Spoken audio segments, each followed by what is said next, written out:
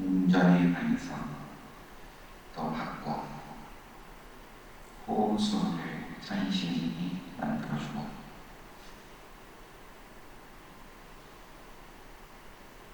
농경제 또 어제 본 거야 그치?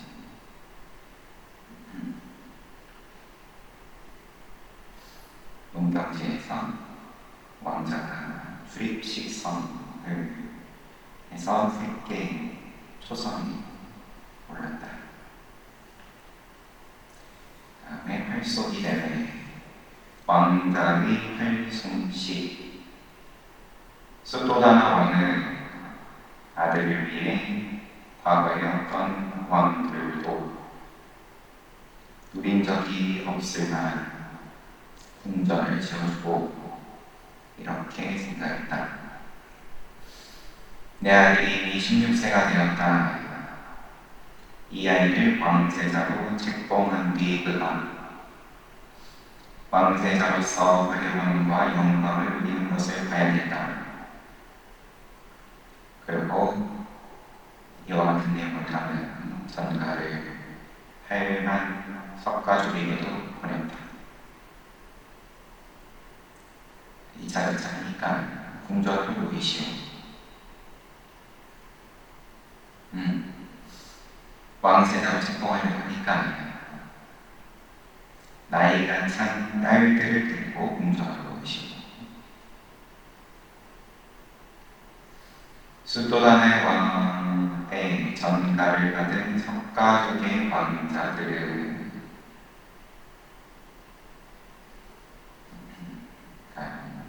친척들 매우 경멸적인 어조로 요청을 거절했다. 시타타 왕자는 비록 아름다운 용모를 지녔지만 교육을 받지 못했소. 어떤 행기의 수단도 익히지 못했으니 가족을 부양할 수 없을 뻔하니요. 우리는 수도다 왕의 명령에 동의할 수도 딸들을 줄 수도 없소.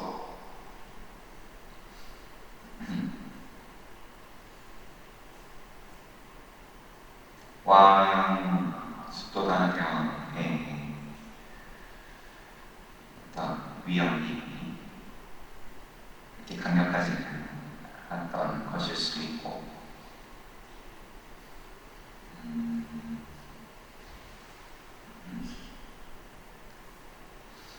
석가족 왕자들의 반대 의사를 접한 수도다나 왕은 왕자에게 이 문제에 대해 이야기했다. 그때 왕자가 존경하는 아버님, 저는 어떤 것도 배울 필요가 없습니다. 아버님은 제가 어떤 기술을 펼쳐 보이기를 하십니까? 사랑하는 아들아버는 활 시기를 당기는 데만 1000발라의 힘이 필요한 활을 들고 왕가의 친족들에게 공수를 보이도록 하라.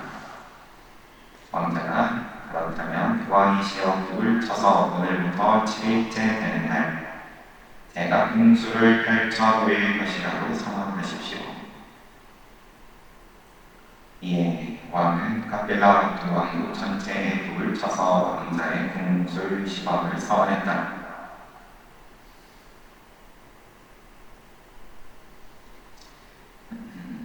이 1000팔랑에 대해서 이 활에 대해서 빨리어 사하사 타마다루라는 말에 대해서 거기에 대해서 어떤 사만타 착도 뒷판이 주석서 정도일 것 같은데 얘는 활 시위를 끌어당기는 데 1000명의 남자가 필요한 활을 의미하는 것일 수 있다고 말한다. 하지만 이 빨리어가 힘이나 무게를 뜻할 경우에는 1000팔라에 해당하는 힘을 필요로 하는 말로 해석할 수 있다고 주장했다. 공술 행사가 서원된 뒤 공술 시범을 할 부지 및 대신들과 궁중의 숙녀들, 수행원들, 일꾼들, 부인들, 왕가의 유명한 친족들을 위한 반란선을 마련하는 절차가 진행되었다. 7일째 되는 날 모든 준비가 완료되었고 왕과 대신들, 군대의 사령관들, 손님들이 각자의 자리에 앉았다. 큰 행사가 준비되었다. 왕자는 노천의 넓은 땅 가운데 의인 보석이 박힌 옥자에 앉아서 왕가의 시종이 건네주는 큰 활을 들었다. 왼손으로 활을 잡은 후 활줄을 팽팽하게 하기 위해 발가락에 활줄을 휘감았다. 왕자가 활을 조정하기 위해 활줄을 오른손으로 치자 매우 커다란 소리가 갑자기 나온 후 전체에 울려 퍼졌다.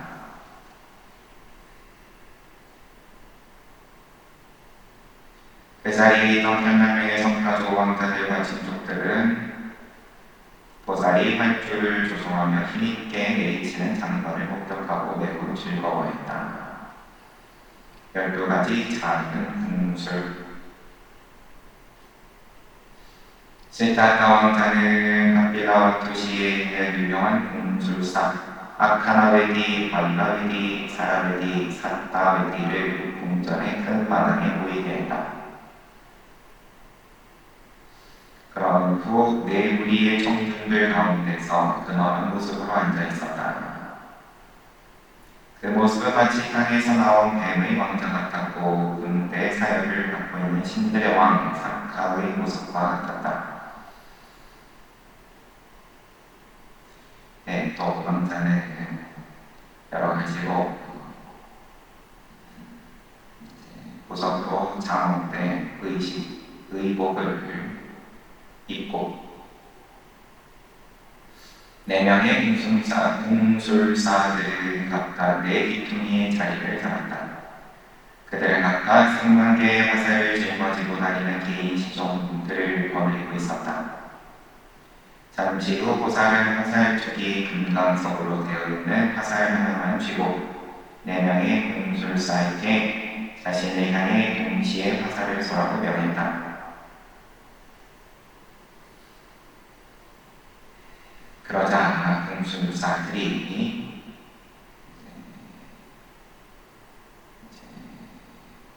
본인들의 실력에 대해서 쭉 이야기를 하면서 보지 않은 채 소리만 듣고 맞출 수 있고 등등. 왕자께서는 너무 어리고 연약하시어 우리는 당신을 쏠 수 없습니다. 그러니까 왕자가 두려워하지 말라. 맞힐 수 있다면 나를 쏘도록 하라. 그러면서 노천 광장 한가운데 있는 황금 사자상처럼 두려움 없이 똑바로 일어섰다. 궁술사들이 동시에 온 힘을 다해 수천 개의 화살을 쏘아대기 시작했다. 그러나 왕자는 날아오는 화살들을 모두 멈추게 했다. 금강석 화살촉을 지닌 하나의 화살만으로 그 화살들을 쳐내었던 것이다. 4명의 궁술사들은 얼마 지나지 않아 3만 개의 화살을 다 써버리고 말았다. 왕자는 그들의 화살이 모두 떨어진 것을 알고는 커다란 화살의 방을 허물지고 안고 훌쩍 뛰어넘어 나왔다. 이와 같이 궁술을 날아오는 화살들을 세우고 피하는 궁술을 펼치자 넓은 장소를 가득 채우고 있던 왕족, 가문, 장자 등 모든 관람객들은 찬탄과 경이로움의 환호성을 불리며 손으로 가슴을 쳐댔다. 그들의 떠들썩한 박수 소리가 하늘에 울려 퍼졌고 땅을 진동시킬 정도였다. 숫도다라 왕이 아들에게 사랑하는 아들아, 네가 지금 펼쳐 보인 궁술이 무엇이냐? 존경하는 아버님, 제가 펼쳐 보인 것은 하나의 화살로 적들로부터 날아오는 화살을 막는 궁술입니다. 사랑하는 아들아, 이 기술에 정통한 사람이 너 이외에 또 있느냐? 존경하는 아버님, 장부집파들께 이 기술을 완전히 빈다는 저 외에는 없습니다. 사랑하는 아들 계속하여 또 다른 공수를 우리에게 보여주도록 해라. 이제 제가 단 한 개의 화살로 저 100명의 공술사들을 모두 소환하도록 하겠습니다. 왕자의 말을 듣고 공술사들은 자제를 잃고 큰 두려움에 떨었다. 왕자는 바나나나무 네 그루를 공술사들이 서있던 네 모퉁이에 심도록 했다. 그러고는 금강석 화살 쪽을 지닌 화살의 꼬리털에 한 줄의 붉은 비단 실을 빼고 바나나나무를 향해 쏘았다. 왕자가 쏜 화살이 첫 번째 나무를 통과했다. 멈추지 않고 두 번째 나무를 관통했다. 계속해서 세 번째, 네 번째 나무마저 관통했다. 화살은 마침내 첫 번째 나무를 다시 받치고 지나쳐서 왕자의 손에 와서 멈췄다. 이에 사람들은 즐거이 환호하는 찬탄의 소리를 내스렀다. 사랑하는 아들아, 지금 막 펼쳐보인 공술의 이름은 무엇이냐? 존경하는 어머님, 제가 지금 막 펼쳐보인 공술은 하나의 화살로 모든 목표물을 둥근 형태로 소화맞춘 뒤 그 화살이 되돌아오게 하는 기술입니다. 이름하여 차카웨디라고 합니다. 첫 번째 공술은 여기서 지금 이름이 따로 나왔고, 두 번째 공술은 차카웨디. 그런데 공술사들의 이름도 다 웨디로 끝났고,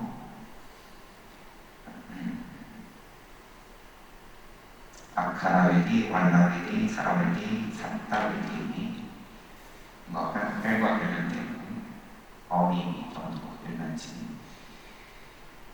여튼 사랑하는 아들아, 다른 공수를 계속해서 펼쳐보이도록 해라. 그리하여 왕자는 다음에 여러 가지 공수를 하나씩 펼쳐보였다. 사랄라티 공술, 화살을 연달아 쏘아 길게 뻗은 포도나무나 덩쿨 식물을 방불케 하는 기술. 이런 식으로 화살을 쏘아서 어떠한 모양을 만드는 기술들이 12가지 작은 유형의 공술을 선보였다. 4가지 주된 공술, 아카나웨디 공술, 아까 사람 이름 같아요. 공술사의 이름하고, 번개가 번쩍하는 순간 동시에 수많은 화살을 한 점 실수 없이 쏘는 것. 왈라웨디 공술 깃털 같은 작은 목표를 쏘아 맞춰 두 조각으로 쪼개는 것.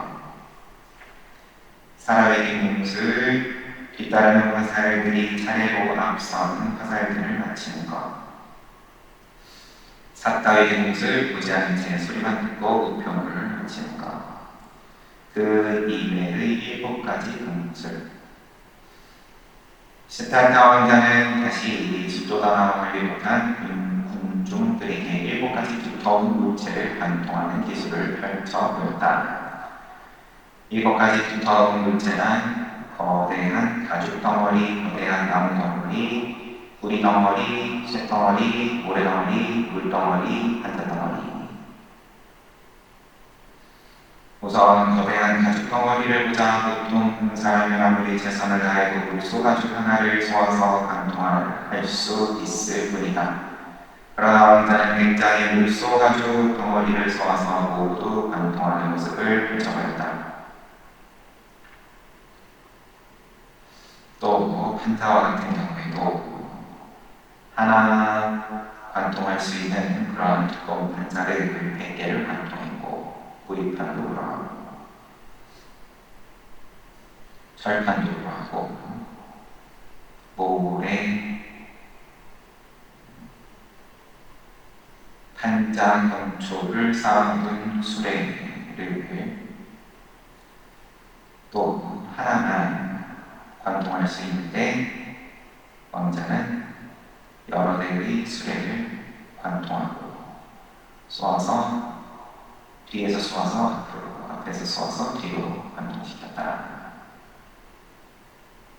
물의 경우에도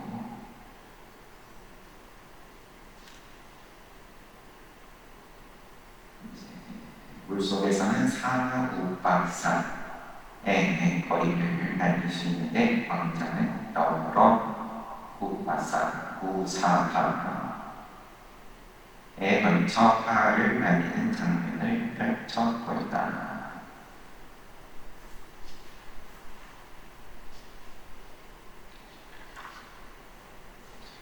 아사디사보살의 활송시. 보살의 식탁과 왕자로서의 최후의 삶에서는 공수를 펼쳐보인 것이 아니다. 전생 중 아사디사 왕자로 바라미를 충족하기 위해 노력하던 초기에도 그런 일이 있었다. 전생기를 또 소개하고 있습니다. 한때 보살은 바라나시에 브라마타타 왕의 장자로 태어난다. 그는 16세가 되었을 때 대학이 있는 타카실라라는 도시로 가서 타카실라 입에 있는데 어떤 장면에서 나오는지 기억이 없습니다. 디사파모카라는 유명한 스승 아래에서 공부했다. 타카실라 라는 문자일기 있습니다. 그때 그는 세 가지 배다와 18가지 학문에서 최고의 등기에 이르렀다. 특히 공술에 정통했는데 그와 동등한 자가 없을 정도였다. 학업을 마치고 바라나시로 돌아온 왕자는 국왕의 요금에 따라 왕위를 계승해야 했다. 그러나 아사디사 왕자는 거부했다. 그래서 동생 브라마다타 왕자가 왕위를 물려받게 되었다.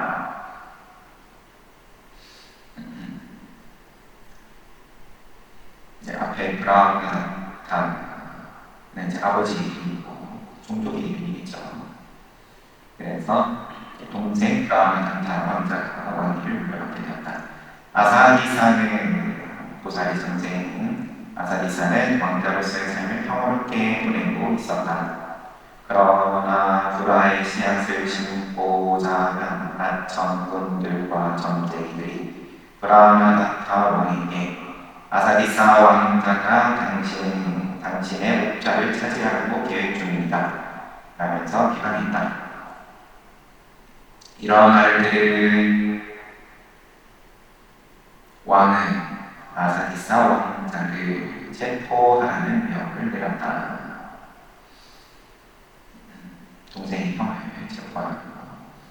그런데 언제나 아사디사 왕자의 행복을 바라던 금 중에 한 시종이 그 소식을 들었다. 그래서 아사디사 왕자에게 알려주고 왕자는 기쁜 슬픔을 느끼며 왕국을 떠났다. 다른 나라에도 도착한 아사디사는 그곳의 왕에게 자신을 공사로 써줄 것을 요청했다. 왕은 대가로 얼마를 원하느냐고 물었다. 그리하여 아사디사는 1년에 은전 10만 냥을 받기로 하고 연봉 10만 냥 왕의 군사로 지내되었다. 그 같은 내용은 전례없이 파격적인 것이었다. 그래서 기존의 군사들은 새로운 군사를 미워하며 비방하기 시작했다. 어딜 하나는 좀 미움을 받았어요. 이 생에서는. 그러던 어느 날 정원에서 놀던 왕이 아주 큰 망고나무 꼭대기에 달려있는 망고 한 송이를 보았다. 왕은 군사들을 불러 모아서 너희들이 화살로 저 망고 송이를 떨어뜨릴 수 있겠냐. 군사들은 이구동성으로 대왕이시여 저희들이 적었을 수 있는 것은 전혀 어렵지 않습니다. 하지만 저희는 수없이 그런 일을 받았습니다. 그러니 우리보다 더 많은 보조를 받고 온 공사에게 새로운 공사에게 저 망고 송이를 맞춰 떨어뜨리게 하십시오. 아사디사를 왕이 불러서 내 아들과 동자여 그대는 화살 하나로 저 망고 송이를 쏘아 떨어뜨릴 수 있겠는가? 대왕이시여 지금 왕이 서 계신 장소를 제가 사용할 수 있도록 해주신다면 그 일을 해낼 수 있습니다. 그러자 왕은 옆으로 비편하면서 아사디사가 망고 송이를 쏠 수 있도록 하려 했다. 아사디사는 다른 공사들처럼 활을 손에 들고 가시아들 돌아다니지 않았다. 그는 활을 접어서 천 속에 감싼 뒤 이동했다. 아사디사에게는 장막과 칸막이로 둘러쳐진 장소가 하나 있었다.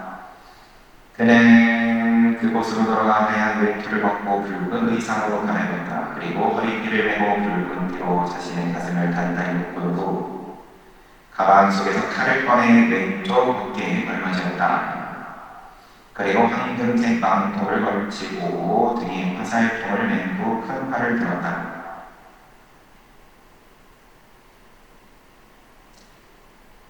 보석으로 만든 머리띠로 머리를 장식한 뒤 손톱으로 날카로운 화살을 내만지며 땅에서 나오는 젊은 용과 같이 장막을 열고 밖으로 나온다.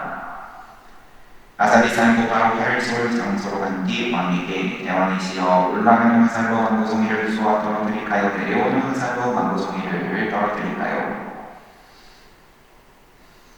왕이 내 아들과 같은 자여만은 지금껏 많은 공사들이 올라가는 화살로 바위를 파는 것만 보아왔다. 그러나 내려오는 화살로 그렇게 하는 것은 보지 못했다. 나는 그대가 내려오는 화살로 줄기를 자는 것을 보고 싶다.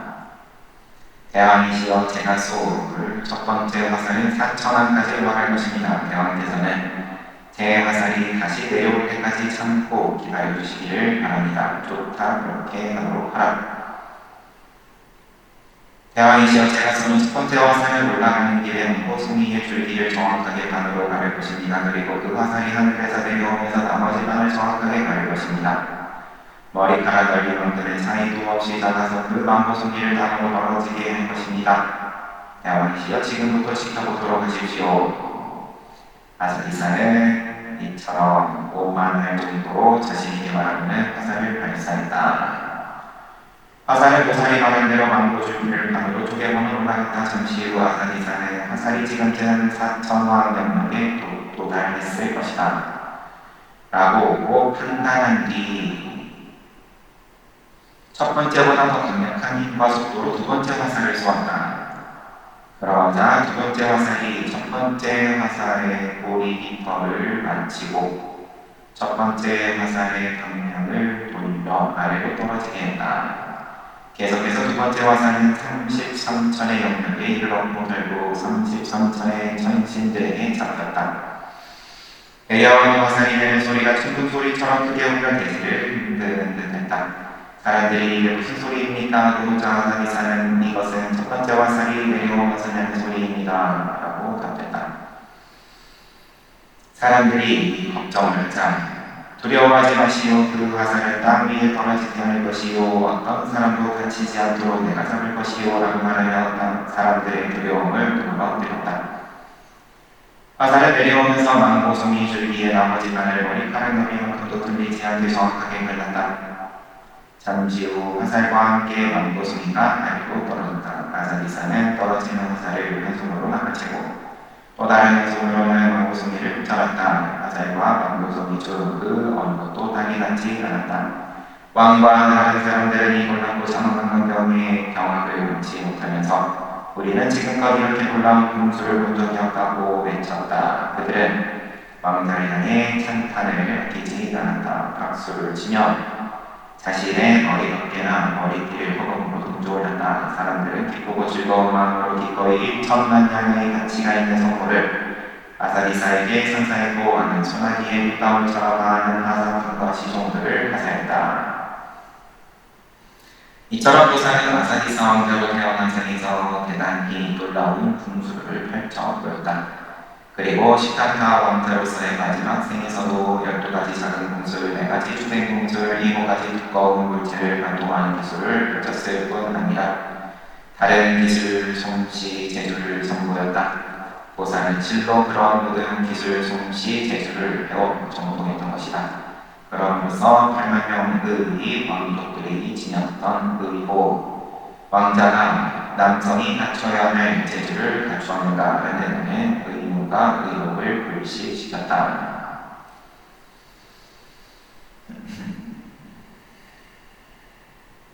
화살에 관해서 상세하게 화살이 아니라 활, 솜씨, 공술에 대해서 뒤에 보니까 이렇게 이제 정리가 됐어요. 상황은.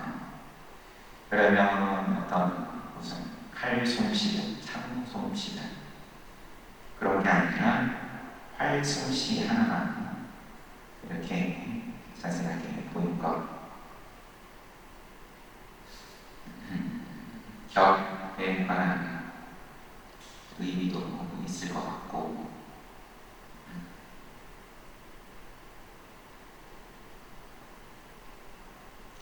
칼이나 창 같은 경우는 서로 몸을 맞대로 하는 거고, 직접적으로 활은 그만큼 거리에서 자유로움이, 방금 전생의 이야기에서 본 것처럼 천상을 얼마든지 드나들 수 있는 입장이고, 칼이나 창은 던지는 무기가 아니니까. 그 다음에 이 시절에 또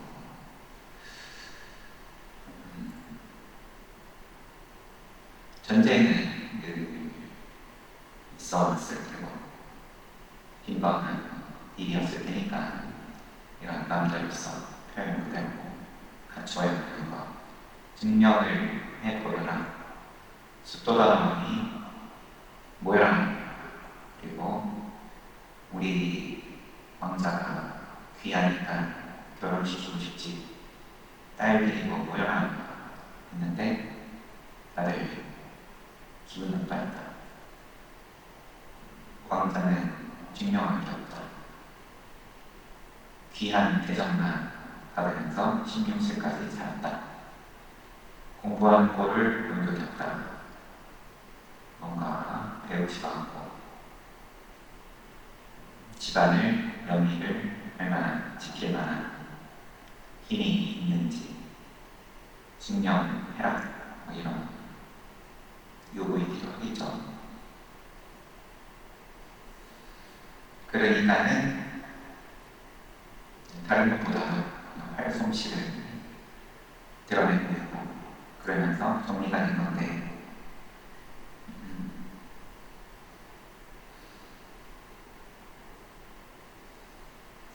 활솜씨를 드러내고 있는 작은 기술은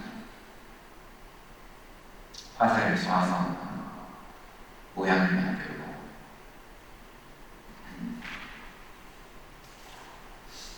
누각과 같은 모양을 형성하는 기술, 줄들이 연결된 것 같은 모양을 형성하는 기술 등등, 이런 모양을 형성하는 기술이 12가지. 첫 번째 기술만 여러 화살을 피하거나 막는 기술이고,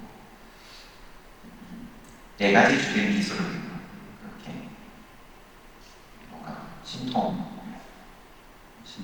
볼 만한 그런 기술들이고, 뭐 앞에 것도 마찬가지겠지만 그 외에 7가지 공술이 다 두꺼운 거를 뚫지 못하는 거를 뚫는 그런 기술이 있어요.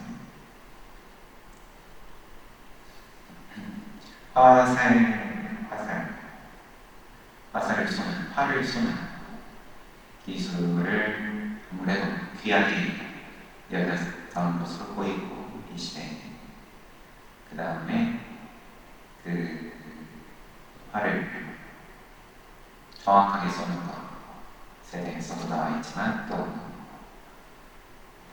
얼마나 뚫을 수 있냐,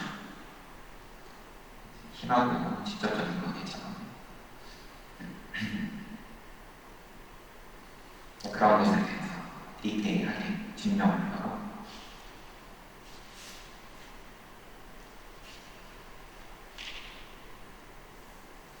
왕세자의 자리로 석가족의 공주들, 왕자 시탈탄의 경이롭고 희귀한 묘기를 통해 공술 실력을 펼쳐 보여 친족들의 불심과 물시, 비방과 함담을 한 번에 불식했다. 왕가의 모든 친족들을 흔쾌히 선언했다. 석가왕족의 역사를 통해 볼 때 우리가 지금 목격하는 것과 같은 묘기를 목격한 자는 없었다. 그들은 다시 왕자에게 장사를 이루듯 늘어나왔다. 그들은 왕자의 열정의 용감함과 완벽한 재주를 보고 몹시 기뻐하며 기꺼이 자신의 딸들을 아름답게 꾸미고 왕자에게 보냈다. 이에 순수한 혈통과 비할 데 없는 아름다움을 갖춘 순수한 혈통과 비할 데 없는 아름다움을 갖춘 공주 4만명이 어머자 회의 장소에 도착했다.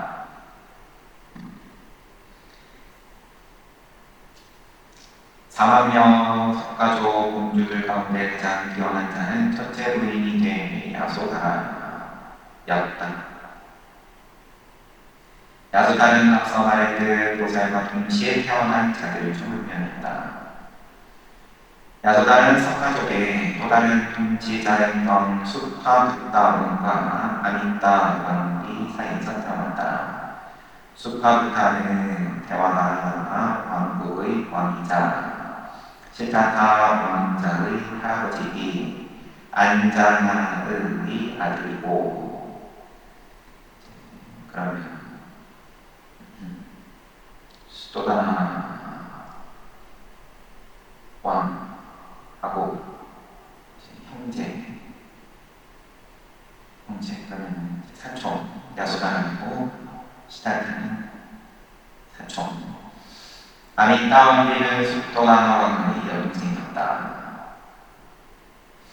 공주는 순결한 명성을 갖추었고 많은 시종들을 거느리고 있었기 때문에 야소다라고 불렸다. 원서 주석이 있는데 이 야소다라는 뜻이 연결되어 있을 것 같아요. 잠시만요. 야소는 되게 볼만한 주석이 하나 나옵니다. 야소는 많은 시종들과 높은 명성, 다라는 진인자, 시종이 많고 또 명성이 높고,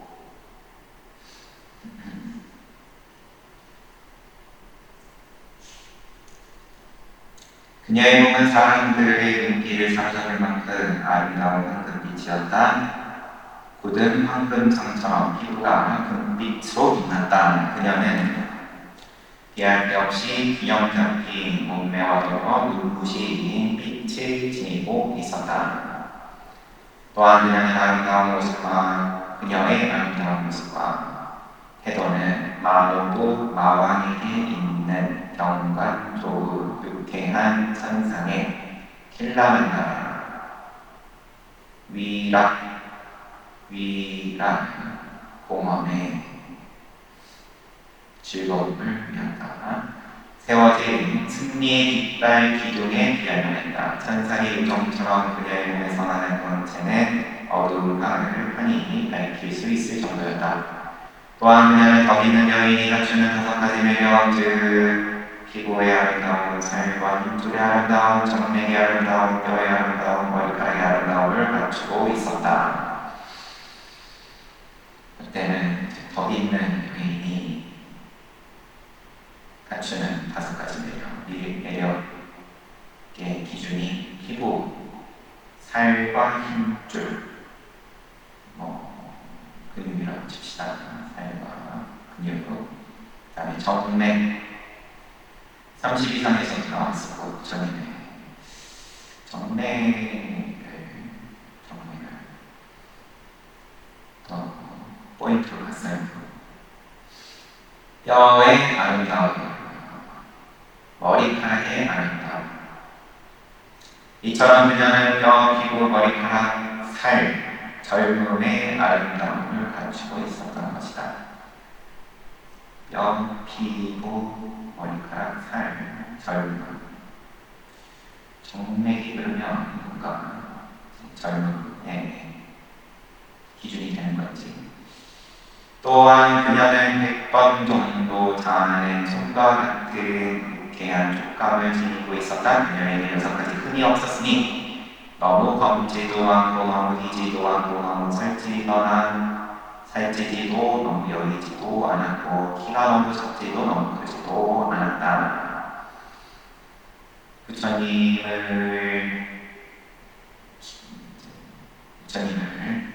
케어하고 길을 시종을 뽑을 때에도 이 기준을 가지고 중요하게 보고 판단을 했고, 이처럼 아무런 의미 없는 우아한 몸에서는 언제나 잘 오른 백단 향나무의 달콤한 향기가 피어올라 공기 속으로 퍼져나가고, 산호빛 잎은 언제나 푸른 연꽃의 냄새로 향기로웠다. 이처럼 야소다라 왕자비는 사대륙을 통치하는 젊은 왕들이 첫째 부인의 자격을 갖춘 거룩한 고백의 여인이었다. 이상은 야소다라 왕자비의 두드러진 특징 몇 가지만 소개한 것이다. 실제로 야소다라 왕자비는 인간 중에서 가장 독특한 여인이었고 처녀들을 능가하는 여인이었다. 그것은 그녀가 과거에 충족했던 바람일과 수많은 생에 쌓았던 선행의 결과로 인한 것이었다. 야소다라 왕자비는 그 과보를 누리고 있었던 것이다. 그리하여 그녀는 가장 탁월한 여인이 되어 많은 태산을 지니게 되었고, 덕과 고상함을 갖춘 여인들 중에서도 비교할 리 없는 아름다움을 지니게 되었던 것이다. 숫도다라 왕을 비롯한 왕가의 친족으로 800명은 장엄하고 거창한 집회에서 시타타 왕세자 취임식을 축하했다. 왕세자 취임식이 열렸는데, 이후의 일정 그렇게 활쏘기 대회 말고 지나서 취임식은 시타타 머리 위로 왕가의 흰 우산을 들이우고 시원한 물을 뿌리며 왕가가 공식적으로 왕자가 공식적으로 황금 옥좌에 올라가는 식으로 진행되었다. 석가족의 친족들이 보낸 4만 명의 공주들 중 1만 명은 야소다라 왕자비의 개인적인 일을 처리하는 데 배치되었고, 나머지 3만 명은 각각 1만 명씩 궁전 세 곳에 거주하는 시종으로 배치되었다. 왕자 시달타가 고상한 석가족의 젊은 여인들을 둘러싸인 모습은 천신들의 공주들로부터 시중단된 젊은 천신의 모습과 같았고, 천신들의 왕 사카와 같았다. 왕자는 아름다운 여자들이 연주하는 대단히 유쾌한 음악을 즐겼다. 그 왕자는 아름다운 여인들에게 둘러싸여 왕가의 거대하고 장엄한 삶을 누렸으니 이는 젊은 왕의 생활을 위해야만 했다. 그런 식으로 왕자는 장엄하고 우아한 람마, 수가, 수랑가의 궁전에 차례로 머물면서 행복하고 편안한 생활을 누렸다. 이렇게 2장이 끝났어요.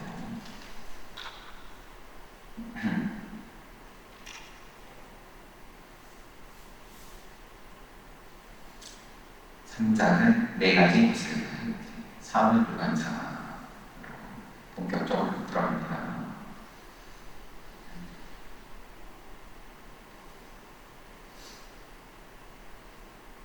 또 활숨시 이러거나 저러거나 결국 보통 이런 부처님을 내리보면 부처님께서 얼마나 뛰어난 스승들에게 교육을 받고, 그리고 얼마 시간이 지나지 않아서 뛰어넘고, 그런 내용이 좀 없어요. 다른 분보다 딱히 16세가 될 때 되고, 그 왕세자에 책봉을 해야겠다고 수도다라 왕이 마음을 먹은 게 그것도 그냥 16세 정도인 거지. 내 아들이 이제 16세가 되었다. 왕세자로 책봉한 뒤에 화려함과 영광을 누리는 것을 봐야겠다. 16세가 될 때까지 교육을 받지 않고 이미 다 안다. 활성시를 비롯해서 배우를 읽지 않습니다. 그러면서 뭔가 작은 기술을 먼저 선보이면서 수도다람이 놀라고, 이 기술은 무엇입니다. 정부기파 대륙에 이 기술을 온전히 익힌 자는 저 말고 없습니다. 이미 다 타고났다.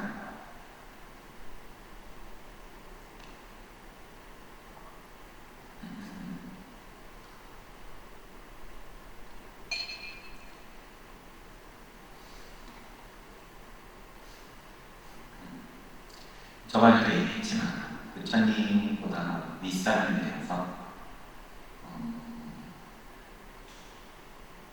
어쩔 수 없이 윗사람이 어쩔 수 없으니까 어머니도 윗사람이고 윗사람들이 빨리빨리 정리가 된 거예요. 어머니도 일주일 만에 돌아가시고 처음에 출가하고 가르침을 받았던 알라리까리나하고 오닥가나가 성도하고 나서 보니까 일주일 전에 그리고 하루 전에 돌아가셨다. 그 외에도 속가에 사촌 중에 가장 마지고 마하나마만 출가를 안 하고 이런 식으로 그러니까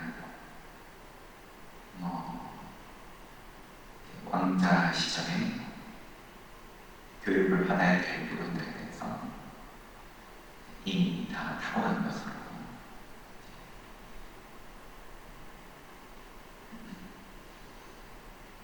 그렇게 이야기를 하고 있습니다.